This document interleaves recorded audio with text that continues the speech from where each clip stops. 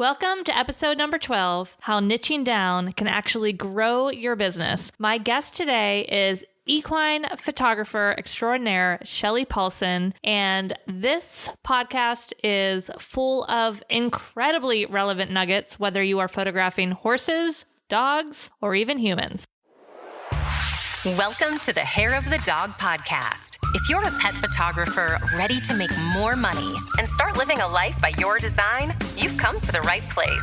And now, your host, pet photographer, travel addict, chocolate martini connoisseur, Nicole Begley.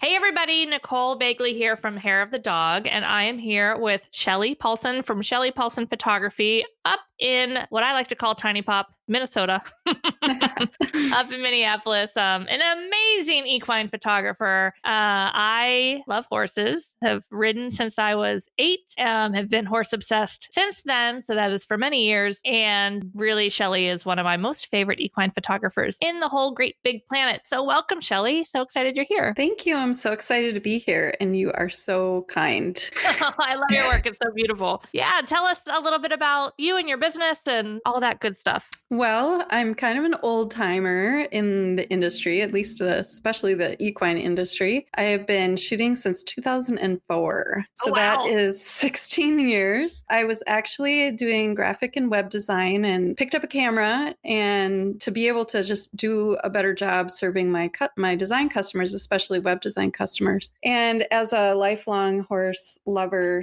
/ owner, it was just natural for me to turn the camera on horses. And not to say that those early years were really good photography years for me, but it was where it started. Nice. That's awesome. Yeah. I don't think any of us have really good first photography years. So all of you guys out there that are sitting there and looking at your work and then looking at like the work of the photographers you admire and wondering why it doesn't look like that yet, it just takes time. Keep going because we've all been there.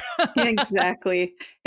And what I did first, actually, before really doing a lot of equine photography, was I was a wedding and portrait photographer and did a lot of weddings over the course of about 12 years. And boy, that's like photography boot camp. And I know people, it is. Yeah, I know a lot of people don't want to shoot weddings, but man, even if you can have a chance to second shoot for somebody, you learn how to think on the fly, work in any situation, work under stress, work in any light. And so even though I wish I could have just done horses my whole career, I feel like the wedding photography is what gave me the camera skills I needed to be really good at what I do. Yeah, the weddings are a whole different other beast. I have some friends that do that. And truly, I mean, some of my most favorite photographers also are wedding photographers, because I tend to look for my inspiration really even outside of the photography industry in general. But the photographers that I tend to follow tend to be like really beautiful, cutting edge wedding photographers, which we can learn so much from different genres. And yeah, that whole being out on the wedding day. I have never shot a wedding. I've never second shot a wedding. I can only imagine how much it is like go,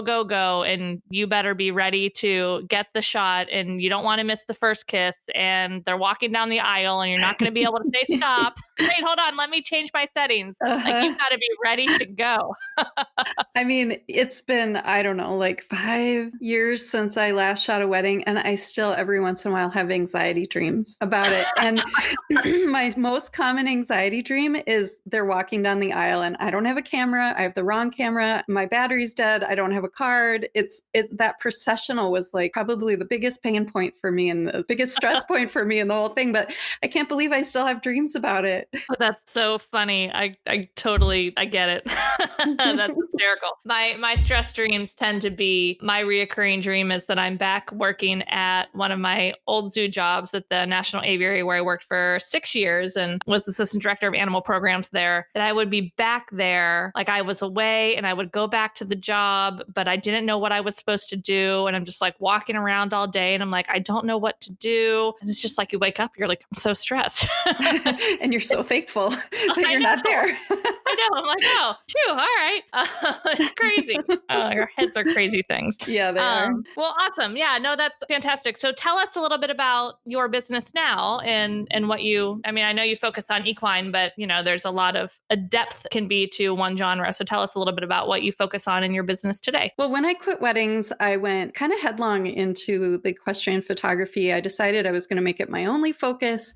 And it was a little scary because weddings were, probably 80% of my income at that point.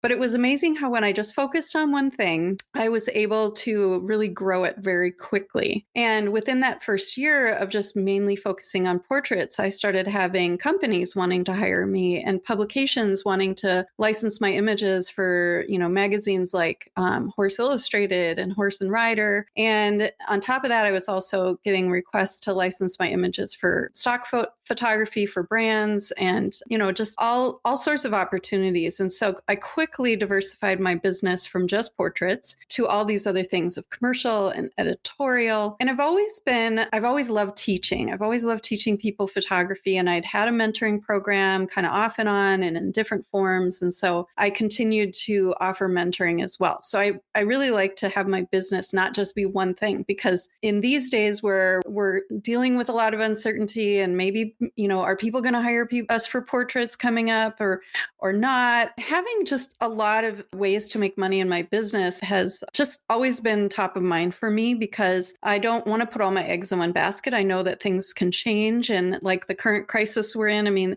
it's really uncertain how many portrait sessions I'll be able to do this year, what people's comfort level is going to be with that. And so my business, though, has not really skipped a beat because of the other work that I have, the mentoring and the stock photography and, various other ways that I've set up to make money for myself. And so I could tell right away that portraits wasn't going to be enough for me. I could see that the industry was expanding. There were becoming a lot more portrait photographers and that they were charging a lot less than me. And so that was what really drove me to diversify my business. And right now that's feeling like it was a really smart move. Gotcha. Yeah, no, absolutely. There's two things actually that you said, but one I want to jump back to real quick, how you said that you gave up the weddings that was basically your bread and butter of your business to go to equine, which is like a really scary thing to do. I did something similar. Gosh, I don't even know what year it was. I would have to look. It was probably about 5 years ago, maybe around 2015, 2016 at the latest, where I had started my business in 2010 as a family photographer and pet photographer because I thought there's no way you can do just pets. Like that's crazy. Yeah. So like if I want to make enough money, I've got to do families too. So, and I liked doing the families. I didn't dislike it. I did enjoy it, but it got to the point where I was so busy with my family photography that I was like, I need to make a decision because I don't have any more time to grow this pet photography thing. So I had to make the decision, and I made the decision to give up my families and stop shooting families, which at that point was a good 50 or 60% of my business. Like I was making $50,000 plus a year on family photography, doing absolutely nothing to market it, like $3,000 session averages. And I mean, it was so easy, but I felt drawn to the pet stuff. So I feel like when you're facing decisions like that is really telling when staying where you are is so easy and makes so much sense on paper, but there's like this pull to make this other decision, to take this scary leap. I feel like if you have that pull and you're like leaving something that's already good, that you need to like listen to it and know that there's a reason you have that pull. You wouldn't have this insane desire to leave this really good, comfortable place that you are if there wasn't something even better on the other side. That is so true. And it's kind of a leap in the net will appear kind of thing. Yep. And I'm sure you experienced this too, but when you stop dividing your attention and you put it all onto the thing that was your passion, it didn't take long for that to grow back up to the level that you were at when you were dividing yourself. Exactly. Absolutely. And then, people start to know you as the expert in that area. Like I no longer was known in Pittsburgh as, family photographer that also does pets. I was, the pet photographer that so many people in Pittsburgh would go to when they heard pet photographer, and that other photographers recommended me as a pet photographer because, I was specialized in that one little niche. So yeah, niching down like that if that is where your passion is so worthwhile for so many reasons. And I know there's some people out there that do a couple different things and they love a couple different things. And there's nothing wrong with that. No, But if not you're at all. feeling pulled to really like specialize, I think there's a lot of benefits for that. And again, you wouldn't be pulled to be doing that if it didn't have the potential to be even better than where you are right now. Well, and I think, like we can be in the Hair of the Dog blog group and, in these kind of niche Facebook groups and communities and feel like everyone's doing the same thing we're doing. Everyone's doing pets, everyone's doing horses. Right. But I am in a group of photographers that are like regular wedding and portrait photographers. And they're like, oh, you're so specialized. You're such a niche. You serve such a niche. And sometimes it's hard for me to keep in mind that this is really specialized. This is really a niche because I'm exposed to people in my niche all, every day. And Right. so it is still, a really small, segment of the population that we serve. Absolutely. And then you look too. So you're in Minneapolis. I'm here in Charlotte, both decent sized cities. And if you look around and counted how many wedding photographers are in our cities and how many like family portrait or children's portrait photographers or newborn photographers are in our cities, and then how many pet or equine photographers are in our cities. I mean, I can count number of equine photographers here on one hand, and I can count the number of pet photographers barely on two. I mean, like maybe there's 6 or 7 that I know of. Maybe there's more that I'm not aware of, but it's still a very, very small specialized niche. And people get so worried about, oh my gosh, there's so much competition. There's so much competition. Yes, there is more competition than when we started. When I started in 2010, I think there were probably like 5 pet photographers in the country. And now there's 5 in a city. But there's so many more clients than 5 pet photographers can possibly manage, or 2 equine photographers can possibly manage, because there's just more than we can do on our own. Because I could take like 50 clients a year. Yeah, there's really that limitation is, right. Sometimes we can get really caught up in the idea of competition. And then I'm like, well, there's how many horse owners in just my area, not to mention places I might travel to.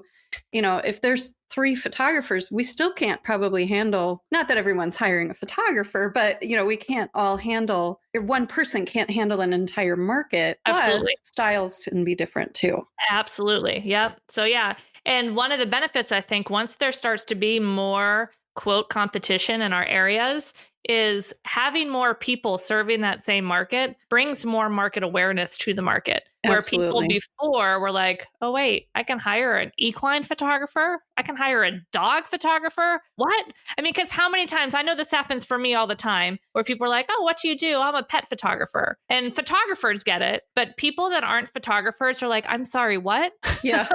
Try telling them you're an equine photographer. Yeah. They're like, what's an equine? I know. Yeah, I was going to say, what's an equine? At least they know pet. But yeah, it's so funny because outside of our niche, and we feel like, oh my gosh, it's so saturated, this and that. But I mean, so many people don't even know this is a thing. So the more pet photographers, equine photographers, the more people know it's a thing, the more people can look for the thing. They can find different photographers, compare our styles, choose who they love. And I think it just builds more business for everyone all around. I agree. I think that it creates the market. Yeah, absolutely. I also want to touch on one other thing that you mentioned before about multiple income streams and portrait photography and things like that. I totally get it. I love having my multiple income streams. I love having my multiple interests. If you told me I had to choose between being a photographer or educating my photography community, I think I would probably choose educating my photography community and then be really sad that I couldn't photograph anymore. But I want to encourage people too, those of us that are listening and, might be feeling like, oh man, I don't know if I can make a profitable business out of just focusing on photography. It is definitely possible. Mm-hmm. And there's a couple keys there, I think. Number one is we need to make sure we're not selling a commodity. So by commodity in the photography world, I think those are just digital files only. So if you're just like, hey, I get the whole disc, we don't even do discs. You get a whole download of all the images for, $300. That is not necessarily going to be sustainable. People are going to look at your work, compare you on cost to the other person, even if you're way better. then like they still are looking at that via cost. And really at less than, $1,000, $1,500 per session, you would be really, really hard pressed to build a profitable business if you're spending like more than 6 hours per client, which by the time we do all the admin and the editing and the shooting and the traveling to the shoots, we're there at least. I know I spend about 10 hours per client for my photography business, but there's always room in every market for service and for excellence and for quality products. And those are the types of things that you can earn several $1,000s per session if you are really playing in the right sandbox. So if you have this dream of being a portrait photographer or, becoming an equine photographer or a pet photographer or a family photographer or whatever kind of photographer, number one is to really hone in on your craft. Number two is to really learn the business of the sides of these businesses. Now, all portrait businesses really can run pretty similarly no matter what you're photographing. Weddings is a little bit of a different animal. But once you have those in place, then you can start working on the marketing and your messaging and sharing what you have with the world in a way that is a higher level of service, that you no longer compete against all these shoot and burners at the lower end of the market, because my clients don't have the time to deal with getting images and doing things on their own. They want me to give them full service, like, here's your final piece of art, put a nail in the wall, it is done. That if you're talking to them and having your messaging and sharing your value of what you offer, you can find clients like that in every market, because there's always people in markets purchasing luxury products, even in markets that we have today in crazy 2020, in the middle of or post-COVID world. There are still going to be people that have disposable income. I have been venturing to guess here that once this economy, starts to shift and that we can actually leave our house, that there's going to be so many people that have like not spent any money in months, because we're in our house, we're not traveling, we're not eating out, we're not like doing home improvements, like we're not doing anything. So people are going to have disposable income, and they're going to be ready to do that. Even if the unemployment rate gets up to like 20, 25%, that's still 75% of the economy that is gainfully employed. So everybody just needs to focus on those. And I just wanted to just mention those couple things for those of you that are like, oh, wait, I want to become a portrait photographer. You absolutely can build a business in that way. And once you start to get the basics of your workflow and how your process goes from, getting your clients in the door and working with your clients and delivering, once that's all kind of settled, then you can start looking at those other revenue streams of stock photography, commercial photography, and all that other stuff that you were talking about too. Well, and this is a topic I'm pretty passionate about too, because I used to believe that it was the best photographer who would get the most clients. Yes. Like, and so I worked super hard on my craft. Like I've learned everything I can learn, and I'm still learning. Like in such a learner's mindset is super important. But this year, what I've been spending a lot of time learning is about how to do a better job selling and servicing my clients. And it's made me realize that as long as you are creating professional quality work, you do not have to be an exceptional photographer then in order to make really good money. You actually, if you are better at business and serving your clients and helping them through that sales process, you will make more money than somebody who is better, technically better, or they have prettier photos, whatever you define as better. If they don't have good business skills, if they don't have good service skills, if they're shoot and burn, you will make so much more money than them. Yeah, 100%. Yeah. And I actually have an analogy on my website, because I'm one of two equine photographers in my area who does in-person sales. And so I really want to highlight that on my website. So I have this page that likens it to going out to eat, and you can either go to fast food or you can do fine dining. And both at the end, you're fed, right? Your belly's full, you're good to go for another day. But I really highlight the experience. When you go to McDonald's, you walk up, you don't even talk to a person anymore, really. You can just do the kiosk thing and you get your food and you leave, right? That's one kind of experience. But fine dining, you go and somebody greets you and they seat you and they help you order and they bring your food and they come throughout the meal and they check on you. And, it's really that higher level of service that I'm really selling and I'm taking to a new level for 2020, spending a lot more time on the front end, understanding what my clients are looking for so that I can truly customize the portrait experience for them. And I am so excited because I've started that now with people that are starting to inquire to book. And I feel like my images are going to be better because I know the client better and know what they're looking for and what their heart is and how much they love their horse and what they've done with them and what that horse means to them. And I talked to one woman and she's like, I bought this horse with the inheritance money I got when my father died.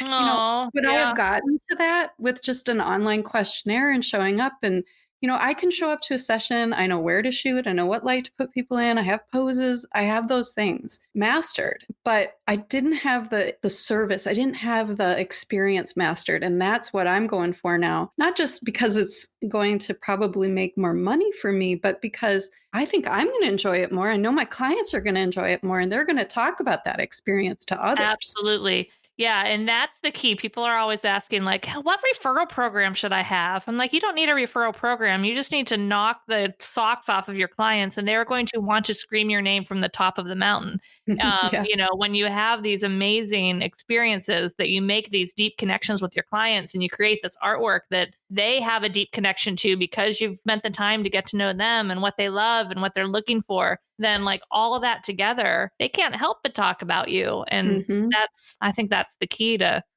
tapping that whole referral base. So much to say, well, this might be a little crazy, but if you're not getting any referrals, I would really look at your process and make sure that you are exceeding expectations. Because even if you are meeting them, so your client comes in, they kind of know what to expect and you provide good service, like they're not upset about anything. There was nothing bad, but there was nothing exceptional about it. And they're not going to talk about it. It's just going to be like, oh yeah, it was okay. That was good. It's fine. It was what I expected. But if you exceed those expectations, then they're going to talk. And really, I think that is absolutely critical to be able to just exceed what our clients expect from us. I mean, it's kind of like watching movies. If you watch a movie that's, it's fine. Yeah. You don't tell anyone about it. Right. But you watch a great movie and you want to talk to everyone you know about it because it's like, oh my gosh, this movie was so good. So yeah, absolutely. I think good or different, because that works for things like Tiger King too. Yes, right. Right. Which I will say I have not watched. It's definitely unexpected. And it does exceed your expectations because you're like, whatever, it seems crazy. And then you watch, you're like, this is way crazier than I could have ever imagined.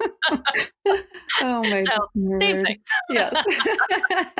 That's so funny. Hopefully your client experience isn't so crazy that hopefully your client experience is not Tiger King crazy. Yes. If it is, you need to talk about your process. Yes. Maybe more like Downton Abbey or something, which I've never actually watched. All the shows I watch, it's so funny. My kids are home, right? Because there's no school until forever. And I was looking for something to watch with my 12 to 13-year-old daughter. She's going to be 13 soon. It's kind of like a weird age because you can't really get too adult, but she doesn't like the kid stuff. And I realized that all of the shows that I watch are really highly inappropriate for 12-year-olds. They're like Ozark and Narcos and Tiger King. I'm like, okay, I need to find some more clean cut entertainment in my life. Yeah. That's funny. Oh, yes. All right. So so back from Netflix. Yeah.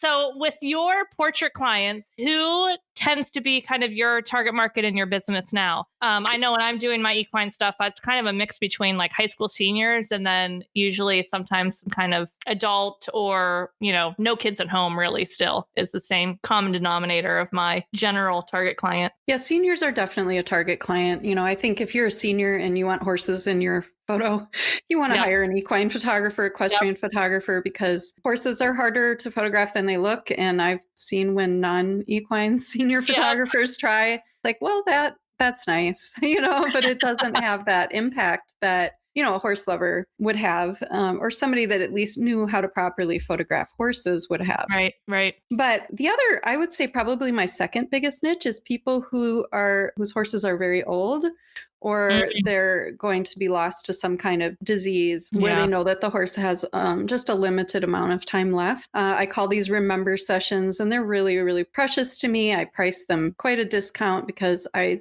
don't want the finances to be a burden for someone when they're faced with that situation. Yeah. I have a 28-year-old horse. So, you do? Which one's 28? Maggie Sue. She'll be 28th on the 4th of May. And she's just, she's still really healthy, but I made sure to get some photos with her last year because at that age, you just never know. And so 28's the new 18. Yes.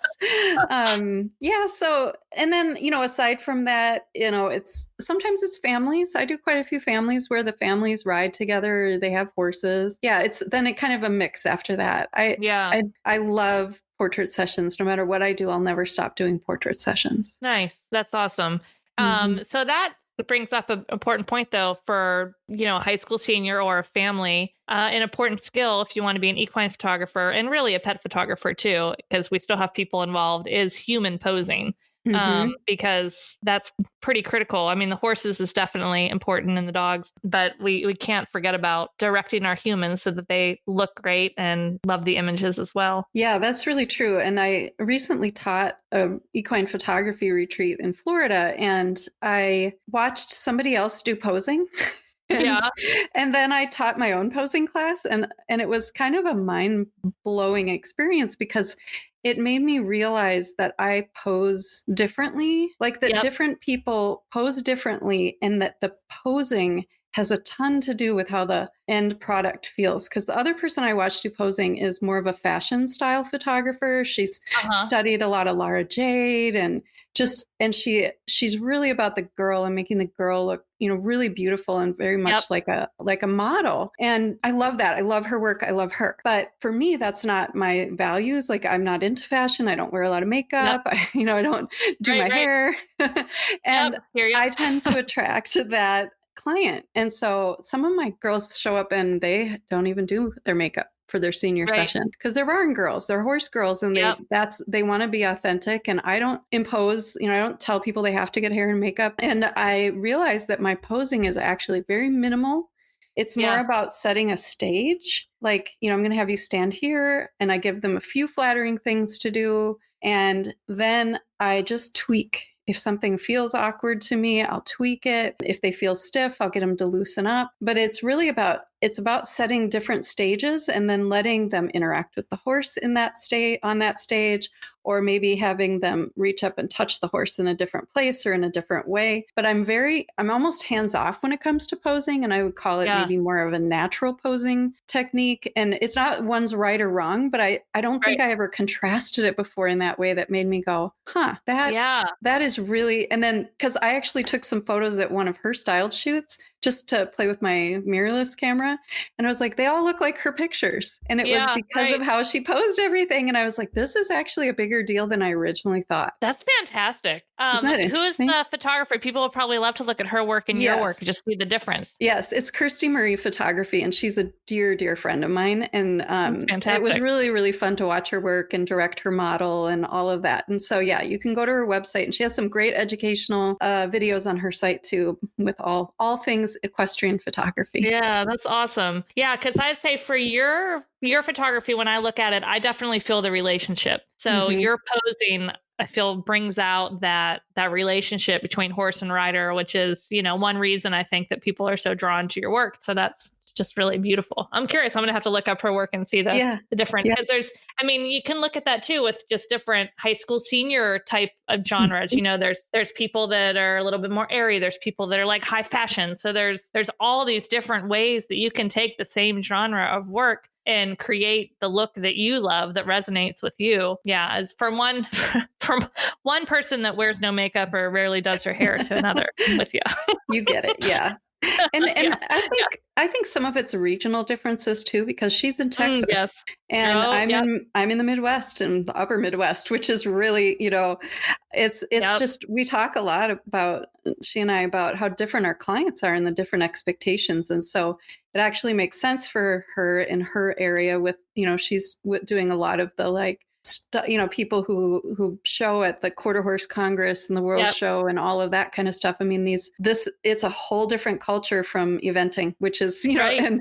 and dressage, which is big around my area. And even she That's has more shoots per year sometimes with people, because in the South, I think it's more acceptable to have photos of yourself and have them on your wall and have multiple photo shoots, where around here, there's this kind of weird humility in our culture that like, you yeah. don't want to make too big of a deal about yourself around other Right. people. And so, yeah, it's been interesting to have a friend in a colleague and friend in a different market and be able to understand that how things can vary just from region to region. That's true. That's awesome. Although I would venture to say too, I mean, as long as you're in an area with enough people, that you're by a bigger city, that there's still people that would be attracted to both styles in all the cities. That's true. So they would the people that are attracted to those different styles kind of seek that photographer out. But there's definitely is some truth too to the different regions. I know for like high school seniors, I forget who I was talking to, but if it was Northeast or California, I have no idea where it was in the country. But they were like, we don't really have a high school senior market. I think it was New Jersey or something. Oh, yeah. That it's really a big Midwest thing. Mm-hmm. And I think a little bit more like Southeast Texas kind of area, where I was like really, it's fascinating because I grew up in the Midwest. I'm like, what? You didn't do senior photographers? Like that's been going on since for as long as I can remember. Yeah, since my parents, my mom has Yeah. a senior portrait. I mean, it was all taken in a studio by all the same Yep. photographer, but it's still a senior portrait. With the numbers from the year you graduated, you're like, hey. Yeah, everybody had to wear the same black cloth across their chest. Yes.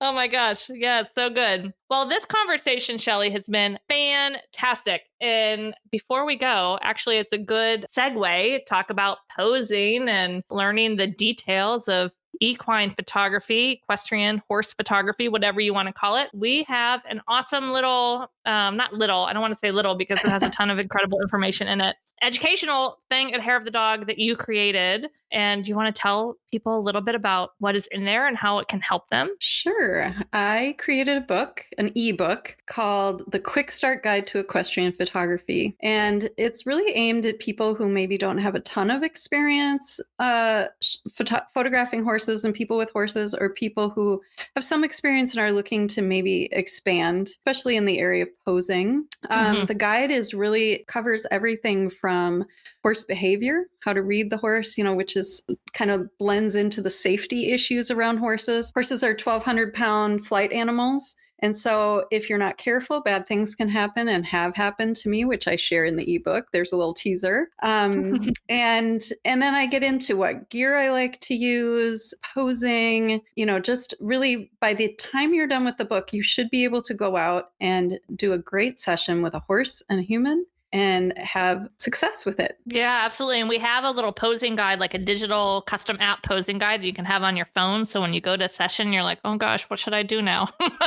You can have some little, if you have a brain freeze.